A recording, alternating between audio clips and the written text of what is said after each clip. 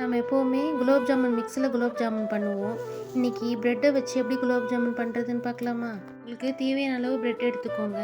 அதை இந்தமாரி ஓரங்களெல்லாம் கட் பண்ணி மிக்சியில் அரைச்சி எடுத்துக்கலாம். நான் ஒரு 8 ஸ்லைஸ் ப்ரெட் எடுத்திருக்கேன். அதை மிக்சியில் சேர்த்து அரைச்சிக்கிறேன். நம்ம அரைச்ச ப்ரெட்டை ஒரு மிக்சிங் பவுலில் ஆட் பண்ணிக்கலாம். இது கூடவே ஒரு 3 ஸ்பூன் பால் பவுடரை ஆட் பண்ணிக்கிறேன். இதை நல்லா ப்ரெட்டோடு மிக்ஸ் பண்ணி விடுங்க.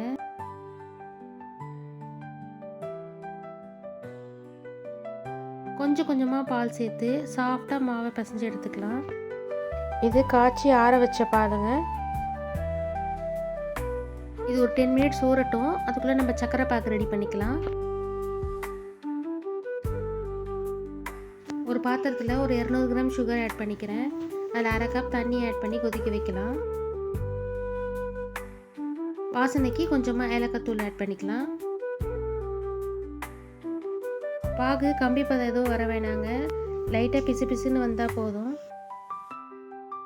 இந்த ஸ்டேஜில் ஸ்டவ் ஆஃப் பண்ணி 2-3 சொட்டு லெமன் மட்டும் பிழிஞ்சு விட்டுருங்க. இப்போ நம்ம குலோப் ஜாமுன் மாவில் குட்டி குட்டியாக பால்ஸ் பண்ணிக்கலாம்.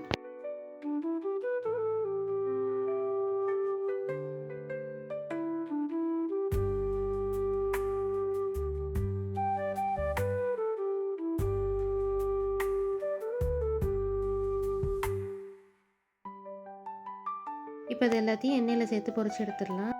மீடியம் ஹீட்டில் வச்சு பொரிச்சு எடுங்க.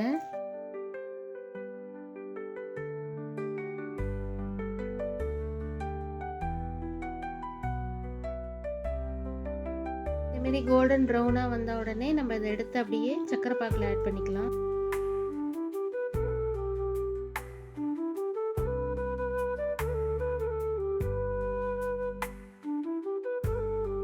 இது அப்படியே ஒரு 2 ஹவர்ஸ் நல்லா ஊறட்டுங்க. இப்போ நமக்கு soft and juicy gulab jamun ready. கண்டிப்பாக நீங்களும் ட்ரை பண்ணி பாருங்கள். இதுமாரி குக்கிங் வீடியோஸ்க்கு என்னோடய சேனலை சப்ஸ்கிரைப் பண்ணிக்கோங்க.